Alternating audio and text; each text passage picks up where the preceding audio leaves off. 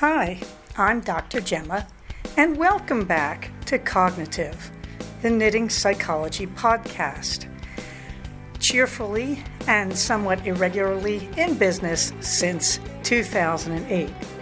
Segments today may include what's on my hooks, needles, and spindles, a strategy, something I really like, put a lid on it, oh shoot, and blather. So sit back, put your feet up, pick up your knitting, crocheting, spinning, weaving, or dyeing, or any other yarny thing you're doing, and get ready to enjoy. Well, hello there, it's Dr. Gemma, and this is episode 189 of the new series of the Cognitive Podcast. Well, been a week. It's been a week. If you go to the show notes, you can see the lead pictures are, of course, me trying to take a picture of Captain. If you've ever tried to take a picture of a black dog on a light beige couch, yeah, so just because I felt guilty, I also put in a picture of the beloved son and I doing one of our traditional things. We like to take pictures together in which we both make the worst faces we can make. And surprisingly, the camera survived that one. Those little old iPhones, they used to make them tough back in the day. Your comments are welcome. Please feel free to comment on the blog at cognitivepodcast.blogspot.com. Don't forget to put the K in cognitive. Or you can go to our group on Ravelry. In the warm thanks department, I wanted to thank our own Kath Wood, a longtime follower, because she just gave me some very warm vibes about my running. And if I sound a little weird, it's because I am quite weird. No, it's because my allergies are way kicked up because the beloved is doing the weed whacking for 5 acres. And so I'm just in a haze of pollen, which might explain this week. But anyway, Cognitive Fiber Retreat 10, by the time you hear this, you can sign up if you've ever attended. You can see the link for all the information in the show notes. It says all info is right here in capital letters, fairly close to the top. It will take you to the info thread on Ravelry. And in post number 1, you will find the collected information. You should feel free to correct me. But in the show notes, I actually show you, if you want to send me your $30 per adult attendee, the kids are free under 18, please use PayPal. Send it to me at gemmadw, as in dog walk, at yahoo.com. And that is all in the show notes. This is not refundable, but I'm going to say that as a kind of caveat. I want to see if we get up to numbers. If we get up to 50 people, $30 is too much. And hopefully I'll be doing refunds. So, keep your eye on your PayPal. But otherwise, right now I'm calling it $30.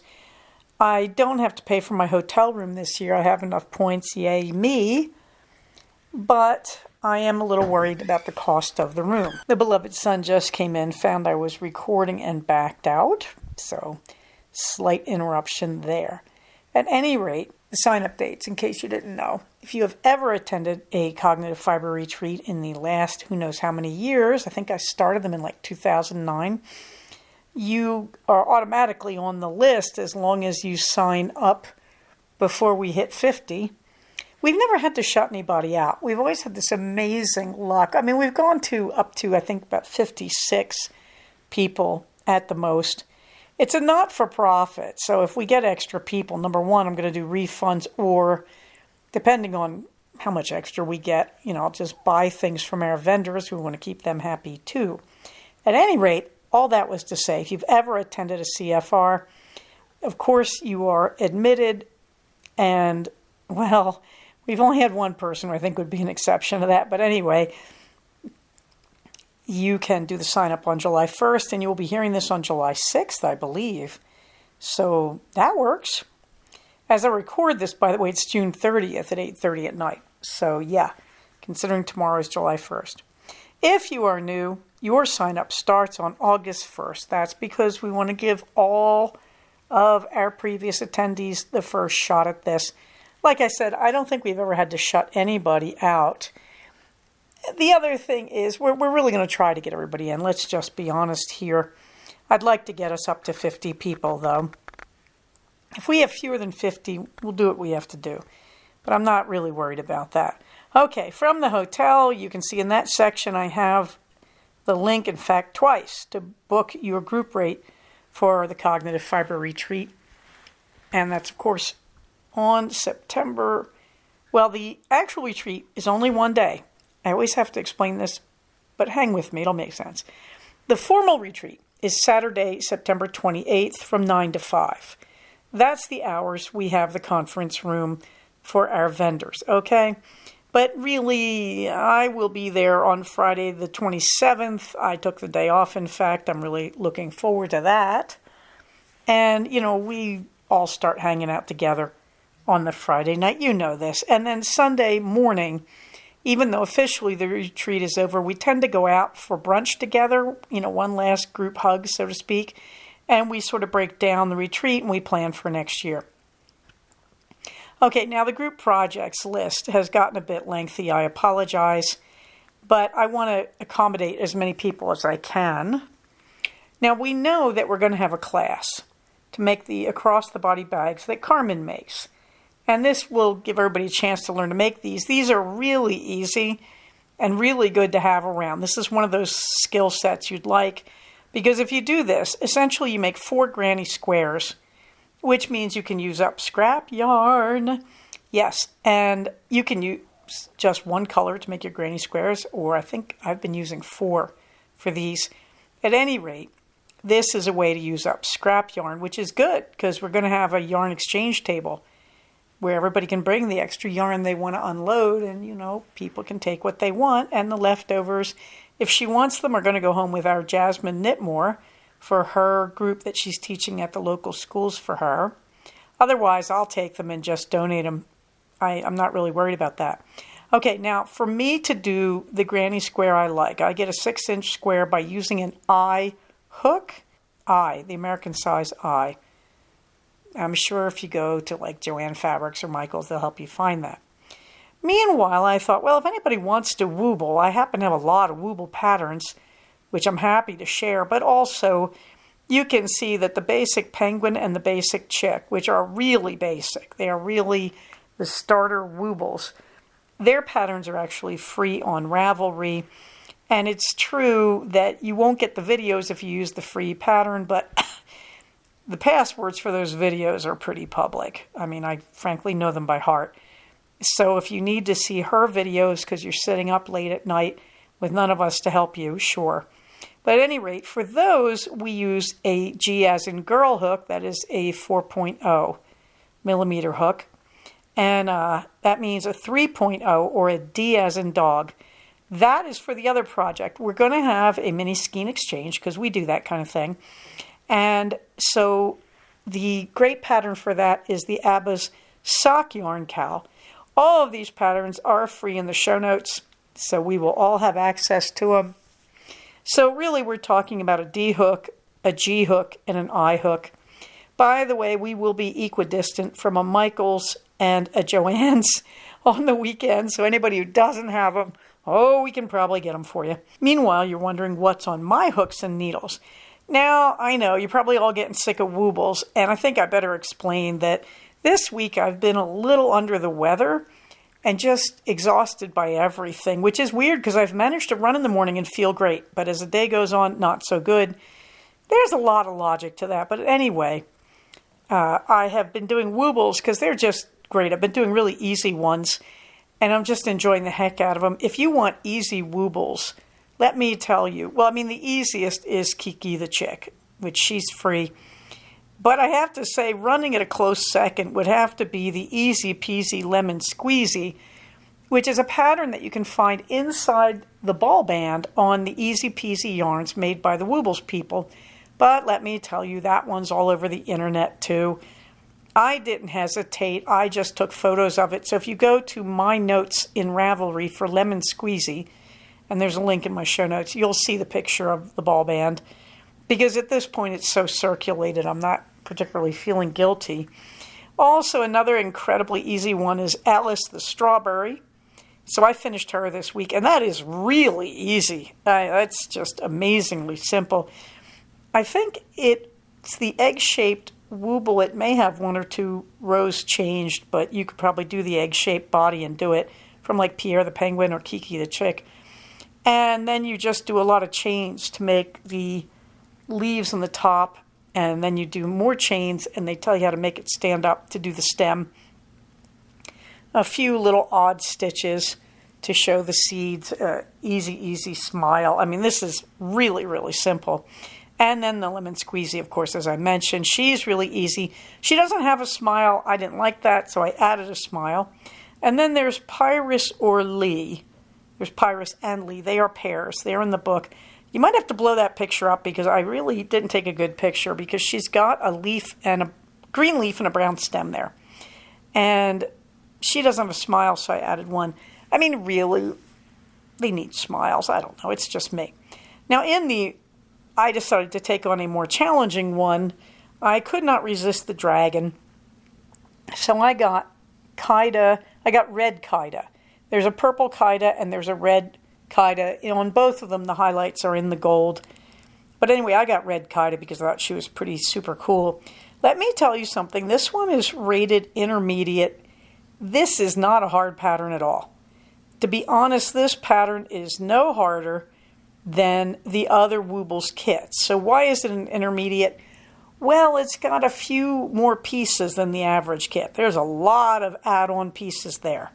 So she's got scales, and she's got horns, she's got ears, she's got wings, she's got a nose, she's got a tummy patch, she's got little arms, she's got a tail. So there's just a lot of little add-ons.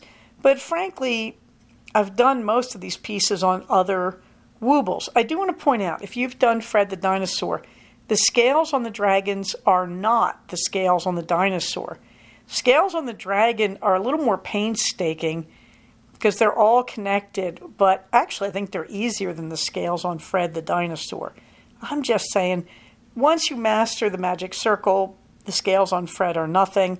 And with Kaida, the red dragon, you just go slow, is what I would say. That, in other words, not a hard kit, but you really want to just take your time on this one because there's a lot of it, and it just keeps throwing more pieces at you, and you just want to be patient on it. But I had a really, really good time with Kaida, the red dragon, and I have a few pictures of her because I was very proud of my achievements. Okay, moving on, I then said, well, that was a hard kit, so I still had one easy kit. That's Bjorn, the Wooble Narwhal. And Bjorn is super easy. He's definitely in the beginner league. He looks a little more complex than he is.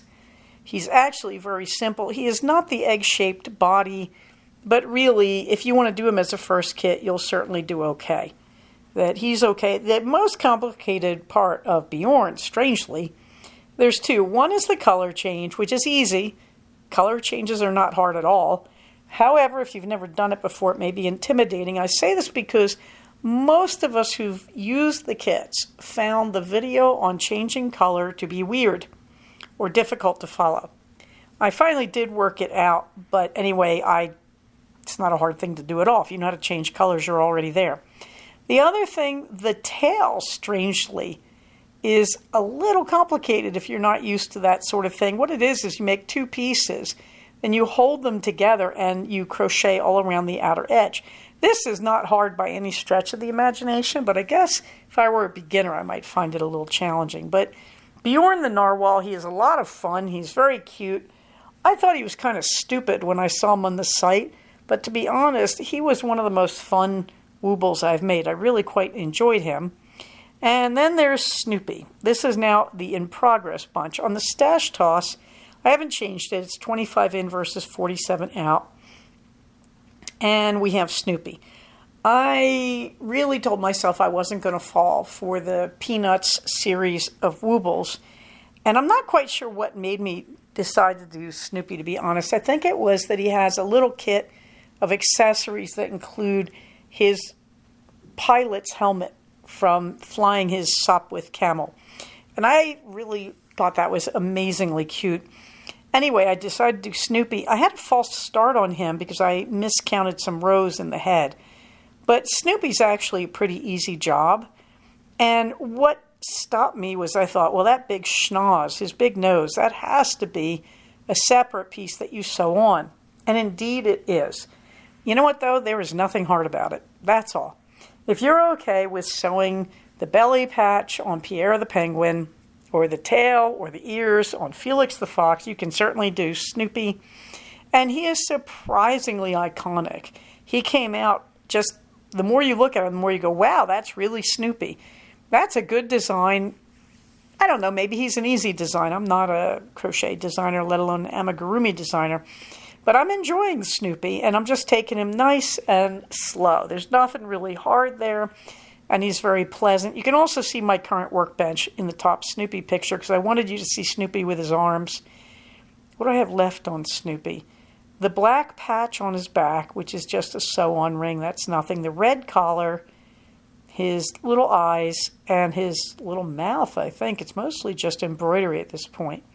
Anyway, there's my workbench, and you can see from left to right, I've got the beginnings of Pina the Pineapple there, the beginning of Albie the Phoenix, not to be confused with the little tiny Phoenix Fox that they released with the Harry Potter Woobles kits, which I just think that little fox is really stupid looking. If you're going to make Dumbledore and the Harry Potters, just hack the Wooble Phoenix. You know, its name is Albie, as in obviously Albus. And he's pretty easy. He's supposed to be an intermediate kid. Apparently there's some funky stuff with his tail and his crest feathers. I don't know. He doesn't look that hard to me. But anyway, there he is. And then, of course, there's Snoopy. And then I started one of the book Woobles, and that is Sam the Sloth. I did not make the best color choices for Sam's eye patches. They're kind of fading into the background there, which is a shame. But we'll see how he looks when he's finished. I am ordering little magnets to go in his paws because I want him to hang off a lamp. Sam probably is going to have a permanent placement hanging off one of the lamps in my study. So that's what's in progress. Yes, there's a better picture of Sam, and you can see those eye patches a little bit too low contrast, but even so. And he's hacked, and I don't even have the link up yet for the pineapple and the Phoenix, because they just joined me late this afternoon. I just got a yen. What can I say? By the way, the sloth is not Sam the Sloth. I'm calling him 188 because I was editing episode 188 when I did his body, and I just really enjoyed myself. Meanwhile, I haven't touched the Granny Square bag, which is the bag we're using, because I have to sit down and work out how to do the strap, because it looks to me like it's just a simple Tunisian crochet stitch, which our own Lexicom taught me years ago at a CFR, and I forgot. But I've been looking at this strap on the one that was made for me by our own Carmen, and I kept thinking, that strap doesn't look right to me. What is that stitch? Well, yeah, it's because it's Tunisian. So it looks a little different. What I really like about it, it's a very durable stitch. And yes, you can make it on a regular hook. You don't need a Tunisian hook for that, as far as I can see. And meanwhile, the Lakeside, no. I'm hoping to finish the strap and the Lakeside cardigan, or at least finish sewing together the major pieces of the Lakeside, that is, the blocks, on the July 4th, 4 days off. Of course, I have grandiose plans for those 4 days. And then Vestuary, the same. Haven't touched it. Dizzy Blondes, it is Tour de Fleece time, thanks to our own Steffi Jo, because I learned that from looking at her beautiful finished work already. I think we're on like day 2 of it. But anyway, I'm not Tour de Fleecing. I'm just miserable with allergies, and so I don't want little bits of hair going up my nose. It's just not a good idea right now. But I do want to wish good spins to those of you, and healthy wrists, and exercise and stretching to those of you who are doing the Tour de Fleece. Thank you for keeping the flame alive. And this gets us down to a strategy. And the strategy is going to sound just a little grim, but it's not at all. It's very straightforward, and this came up for me last week when I was doing the strategy. And I was talking about getting out in fires and taking care of yourself in the heat. Well, that made me think about, what do you all know about what to do in an emergency? And that's very scary for a lot of us, okay? But it actually isn't. It isn't But to keep emergency stuff from being scary, there's some very simple steps. And you do them when you're not scared. So, rehearsing and all that is important, obviously. So there's some basic emergency rules, and they're very, very simple. The first one is have a plan. Have a plan. You should be ready. You should know what you would do in emergencies. And have a plan. Things like, I brought my baby home from the hospital, and on the way out the door, the nurse just handed me this list and said, put this on your refrigerator. It was all the emergency phone numbers. It said, now that you have a child, you need to have this handy. That's having a plan. What's the implied plan? Any of these emergencies that are listed on that list, I have the phone number for who to call to get help. So if I think I have a poisoning, there's the poison control number. There's the 911, the ER, the local hospital, the pediatrician. That's how simple it is to make a plan. Okay, for most emergencies, the simplest plan is have the phone numbers available. And of course, this was 18 years ago. Now that we all have cell phones and routinely carry them, of course, you have speed dial on your cell phone. It's very, very easy to do this. Have a plan. And plans are actually usually pretty simple critters like that. They're not that difficult. So have a plan. When I talked about what happens if we find out there's a fire on top of us, you can keep a summer suitcase, because they happen in the summer around here. You can keep a summer suitcase packed in your closet with a set of clothes, a summer backpack. You can just pick it up if you have to evacuate in a hurry. With the pets, we have the crate for the cat right by the door into the garage. So if there's any emergency, we can run in, scoop up the crate. We also keep the garage clean so we can find things. But you can run in, scoop up the crate. Cat might be harder to get than the crate. Same with the dogs. We have big dogs. We know where the leashes are. 2 leashes, grab the dogs, out the door. That's a plan. But also, since we're on a farm, we have to think about our bigger animals, the pony and the alpaca. That's easy. That's why my husband is out doing the weed whacking, because the best way to take care of them in an emergency is to not have long, uncontrolled wild stuff in their fields. So if there is a fire, we can actually just leave them in the fields, right in the middle. You laugh. We've had to do this in an evacuation, and you know what happened to them? Nothing. Because the fire can't go where there's nothing to burn. These are big fields. What do the animals do in a crisis? They go right to the middle of the field. They're not fooling around. Actually, way back, 20 years ago, when we first bought the place, now 23 years ago, we had a fire, and the llamas all came to the fence and asked me, yelled and carried on, and asked me to come get them. And they were just as tame as could be, stood there and let me halter all of them. I tied them to the fence farthest from the fire up by the road.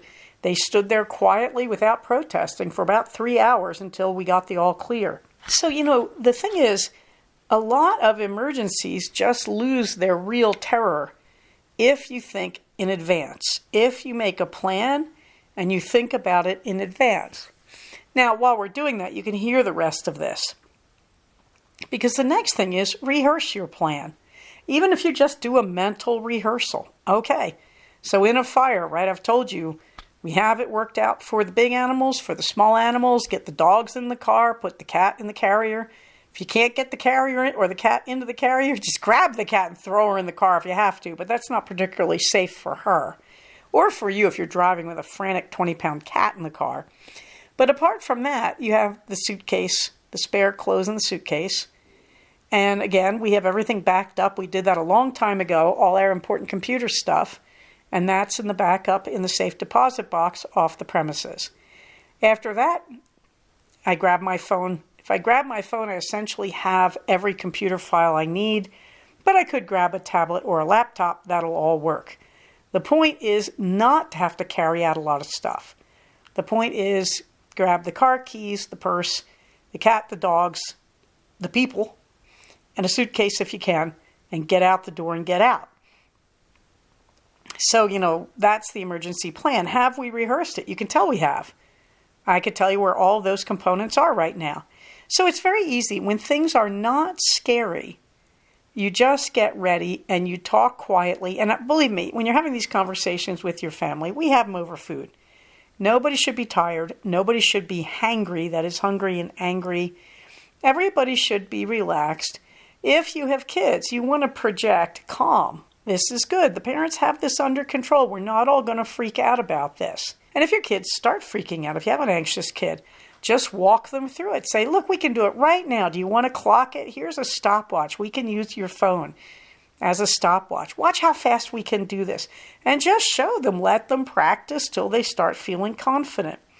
Why? Because this is how emergency services work. It's called overtraining. Okay, so when you don't know how to handle a situation, you make a plan and you rehearse it. And you rehearse it until you don't even have to think about it, that it becomes natural to do it. After all, most people, if a building was on fire, would run out of it.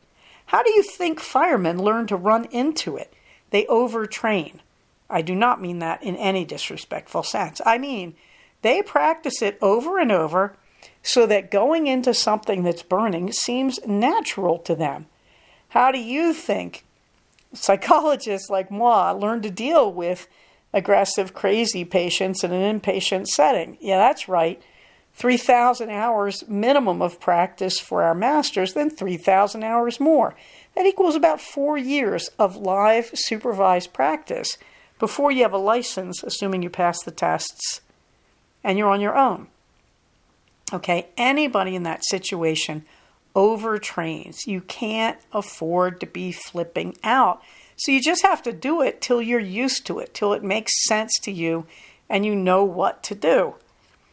All right, so this is it. You make a plan in advance when it's calm. You talk about the plan with the relevant people. If you rehearse it, if you have someone who's really anxious, rehearse it over and over till they just get used to the feeling. Overtrain. And then the critical rule, when the crisis hits, never be alone. In a crisis, never be alone. This is the one that I see new people mess up the most in my profession. You are never alone to manage a crisis. Get it through your head. If you're in an emergency, the first thing you do is get help.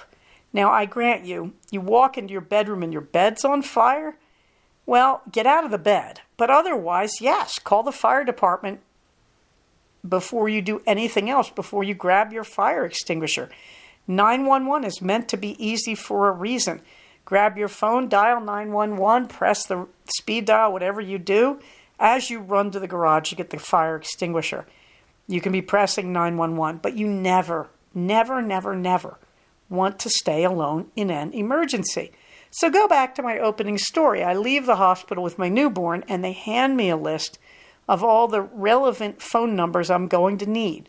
Now they were blank. It said, police blank, fire blank, poison control blank. Some of them were filled in like 911 emergency. That's your general emergency call. But I was supposed to go home and fill that out right away and put it on my refrigerator. Why give me that when I leave the hospital with a newborn? That's the first piece of training. Never be alone in a crisis. If something is going wrong, call for help. That's the way you want to think about it. You're never alone in an emergency. That's how people get harmed. Okay, so as strange as it sounds, managing emergencies is very straightforward, and it's not terrifying at all. Weirdly, back when I was a paraprofessional, I was an English professor up at Washington State, and I was training with a group called Alternatives to Violence to the Palouse, some of the best training I've ever had. And they brought in a psychologist to talk to us about what you do if you're dealing with a domestic violence crisis and the person you're dealing with says, I'm going to kill myself. Guess what the answer was? 911. All confidentiality goes to the wind. 911, even for us, even for professionals who have to deal with HIPAA, It's okay. Confidentiality goes to the wind if you're trying to save a life. Believe me, I'd stand in front of any judge and explain that without fear, why I broke confidentiality to save my patient's life. Okay, why? Because we never stay alone in a crisis. Okay, so the reality is you think about what are the crises that are possible in your life. That phone list on your phone, the phone list on the refrigerator so everybody in the family can see it, making sure everybody in your family has the list of emergency numbers on their phone. Very easy to do. Not panic inducing at all. Okay, that having all the emergency phone numbers is one of the best things you can do. Another plan, I'm a runner. If you're an athlete, this is why I keep saying wear a road ID. Why? Because you can have it right on your wrist. If something happens to you, anybody trying to help you can pick up your wrist and see the information that they need. I have been wearing a road ID for the last 20 years, long before I knew I was diabetic, long before asthma even became much of an issue for me. It doesn't matter. Wear one. Okay, that's one of the easiest plans. Wear ID. See how simple this is? This isn't hard at all. If your loved ones are out there exercising in the heat, stick a road ID on them. On your pets, stick a microchip in their ears. Stick an ID on their collar. But see, that's simple. None of this is scary. You go over to PetSmart, they have little tags you can buy from a machine. It'll engrave it right in front of you in the store. None of this has to be scary. And the best part is, if you ever need this stuff, if you're doing what I'm telling you to do right now, even in the crisis, it won't be that bad. You will be able to say, I know what to do. This is not hard stuff, and I don't want you to be afraid. Instead, I want you to be wise. Have a plan. Rehearse your plan, and never be alone. The first thing in an actual crisis, get help. That wasn't too bad, was it? But it seems like one of those things that someone should say to you, because I think a lot of people are not really trained to manage these things. Curiously, one of the reasons I became a psychologist was because I felt like I was lousy in emergencies. I felt like I should know more of what to do in a crisis. Well, let me tell you, EMT, fireman, and doctor and cop were pretty much out for me in those days, and probably still are. But I thought if I trained in psychotherapy, I would know things like this. Turns out, yeah, I'm really grateful for the training. Turns out also, none of this is hard. Why does it scare you? Because you don't know what to do. Because nobody ever trained you. This is something parents should be teaching their kids. And on that note, let me move on to shoot. Oh boy, I'm in the middle of week 4 on 3 running schedules, and it's just so nice.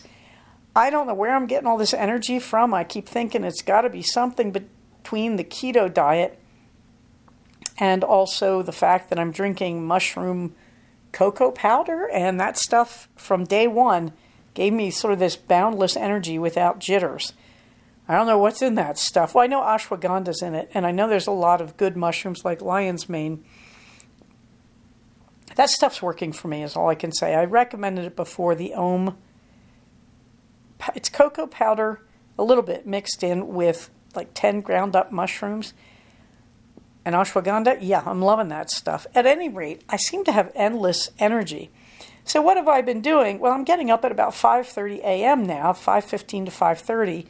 And I'm trying to get out as early as I can because usually it's hitting about 70 by 7 a.m. And that's actually getting too warm for me to run out here in the desert where there's very little shade and shelter. I'm having a great time. I'm running somewhere between 2 and 3 miles. Probably not purely running, I have to be fair.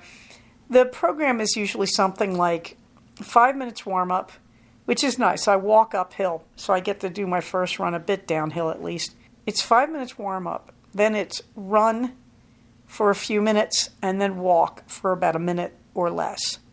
And then run and then walk, and it just keeps alternating those, and then you have a 5-minute cool down, which is nice. I don't usually need the cool down. The cool down should be bringing your heart rate back down to normal. So far, I'm not exerting myself hard enough to really need it that much, but I do it. I do the whole thing because part of the drill here is learning how to be out there long enough. So if you're going to run a 5K, you're out there for at least half an hour, 10K at least an hour, unless you're, competitive, which I'm not. I'm 63, have a heart. At any rate, the whole deal is just to be out there. So really, I'm in the business of training myself right now to be out there for an hour for 10Ks. There is a 5K in Santa Clarita on Independence Day. What's stopping me on asphalt and concrete and crowd? And I'm just not in the mood for that. It starts at 8 a.m. You know what that means? Yeah, it's going to be like 80 degrees. No. But there is a more realistic one. There's a 5 and a 10K and a half, but I'm not looking to do a half anymore. And that's in Santa Clarita, and that's in November. And I've traditionally run that. I've run it as everything except a marathon. I never did their marathon course because, frankly, I think the course layout is not good.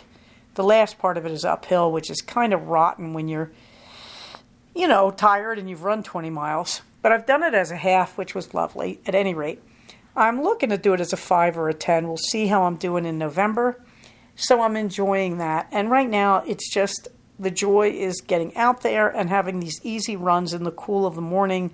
Too bad we have extreme heat coming from July 2nd through July 6th. Can't win them all. Meanwhile, I'm also on the bike desk, but not too much anymore because I'm running most mornings. The bike desk is what I do when I can't go out and run. In the fluffy books, I just finished the Penderwick series, all 5 of them. I didn't list them because I did list the Penderwicks a few episodes back. But I'm not really doing much in the book league. I'm actually working my brains out, but that's actually going to come up in the blather. And I'm good. No complaints here. Something I really like, well, you can see it in the picture. It's me, crossed eyes and all. And I'm using my phone, and it's in a thing called a Tentacle. I can't think who wrote to me and said they got one too. I think it might have been It's Fran. But the Tentacle is just 3 legs with suction cups. Do not get excited about the suction cups. They don't adhere to much except a very smooth surface like glass. But that's okay because the legs more than make up for it. The legs are bendy. And so you can see I've got them wrapped somewhat around the arm of the captain's chair there, my command chair. And I like to just stick that right on the command chair and have the phone by my hand as I go through my work day. It's incredibly, horrible pun coming, warning, handy. I like the Tentacle a lot. It's got a detachable holder for your phone. So the phone holder clips out wide enough to actually hold the phone in the grip. But if you take it off, you can just balance 2 of the legs against a table while the 3rd leg is bent up against the back of your tablet or your computer, and it will support a tablet as well. This is a nice, handy little thing. I have one in my car. I love it because if you squish the legs together, it will stand up in one of your cup holders, and you can clip your phone into it. And again, it's like you have your phone right at the tip of your wrist in this cup holder. This holds the phone really more securely than any other phone holder I've found for my car. So I really quite like it. It puts your phone in a really nice, accessible place, at least if you're me, driving a Prius. So you can just glance over and see your map or whatever on the phone. It is out of the way. Your hand doesn't hit it, except possibly when you change gears, which you don't do a lot of in an automatic transmission Prius, I'm here to say. This is the Tentacle. It wasn't terrifically expensive. I bought like a whole bunch of them. I think I got 5, which meant I got like 20% off, so I got one free. I have one, my son has one, my husband has one, and then I have one in the car as well. I can't think the 3rd one's under my desk. I really, really am enjoying this. It's just one of the better phone holders I have found. I've got one wrapped around my OttLights stand, so I have it right next to where I sit in my comfortable nook in my bedroom so that I can put my phone right there by my face, and I can swivel the magnifier on the Ott lamp so that it magnifies the phone. I mean, what's not to love here? This is the Tentacle. Put a lid on it. Well, frankly, it is so hot my life is more like I'm passing out with my head in the fridge. I'm doing everything not to cook. So what am I going to tell you and put a lid on it? I'm going to tell you what to do in hot weather. Some very easy things. First, cook it overnight in an Instant Pot or a slow cooker, okay? If you cook something with a lot of liquid in an Instant Pot, you can leave it on for a large part of the night after it finishes cooking on warm. In my house, it won't get cold enough to get dangerous, I have to be honest. So if I set my Instant Pot's timer to start at like 10 o'clock at night for maybe a pot roast that's going to take 100 minutes to cook, after that, basically it's going to take all night to cool down so it's cool enough for me to put it in the fridge without it overheating my fridge. But you can do it that way. The other one is just get a slow cooker and put it on low and load up your food in it. This is where you get those what are called dump recipes or grab and go recipes. Put your food in a slow cooker or an Instant Pot overnight and let it cook slowly. In the morning, when your house starts heating up, you can unplug it and put it in the fridge. You can just do an easy reheat at meal times to keep your kitchen cool. The other thing I'm doing, I don't have any luck with ice makers on refrigerators, so I don't bother with them. I have 2 ice cube trays. Each holds 16 cubes in their little silicone depths. And I'm just rotating ice trays in and out of my freezer so that we always have ice. Meantime, you need something to ice, and frankly, I am just making iced tea in my quart mason jars with a tea strainer I picked up from Snarky Teas. No, this isn't all in the show notes. I just put 3 tablespoons of iced tea in the Snarky filter, put it in the quart jar filled with cold water. I let it sit on the counter all day to just make sun tea, and at night I drain the filter, take it out, and put the tea in the fridge. The next morning I can pour it into my big liter glass bottles to drink all day, or I can carbonate it and put it in there. The point is to just keep doing little things all day long to keep the kitchen cool. Notice I'm not turning on the oven. The electric appliances like the Instant Pot and the slow cooker do not tend to heat up my kitchen. So we're obviously not baking the brownies and cookies. We're waiting for the fall. Oh man, it's hot. It's hot. On to the blather. Well, I just was stressed out of my mind this week. 2 things were kind of working against me. Well, 3 if you want to count the jury duty that didn't happen. First thing is my guts went to liquid. There's some bug going around, and I'm still struggling with it a little bit tonight, but it seems mostly over. So I didn't have a lot of energy, but that didn't stop me from waking up at 5:30 every morning and wanting to run. So my running, not a thing of beauty, but actually okay. Now, I got to pedal back a little bit. You may remember that I was working on a bunch of goals, and I talked about this a long time ago. And one of the goals was to sleep by 10 p.m. every night. Okay, and one of the great things is if you want to run in the summer, you have to do that. You have to get to bed so that you can wake up at about 6. So that's been working out really well, because when I started running around Memorial Day, I got really committed to this idea and surprisingly was able to just set myself back and do it without a lot of struggle, probably because, again, I've got all this energy coming from who knows where. Okay, so my sleep's been great. I've been going to bed about 9:30, and I've been getting up about 5:30, and I've been running, and I just feel fabulous. However, I am very tired by the time I finish work at 5 o'clock at night. I'm really kind of pleasantly wiped out. This puts me on the same schedule as the beloved son and the beloved husband, but it means our dinner times are usually, incoherent. Nonetheless, that's been great, but I have been a bit liquid, if you know what I mean. At the same time, I did not want jury duty, and it doesn't take a lot to realize why I don't want jury duty. So here's how that went. I don't want it because they send me to the criminal court, and yes, those are people. That is the defendants. A lot of them show up in orange, and they may know me. So it is life-threatening for me. On the times I've had to serve, I usually do get seen by the defendant. It is a very unpleasant experience. I sit there covered in cold sweat, and then I have to demand a sidebar from an unwilling judge. And then when I tell the judge why I have a sidebar to tell him this, he usually screams, "Why are you even here? Why are they not excusing you? Your life is in danger." And then, the last judge went, "Oh, no, I put you in the jury box," which means the defendant got a nice look at me. Yes, I know, Your Honor. I know. But that's really not so much his fault. That tends to happen before you get a sidebar. That's the normal court process.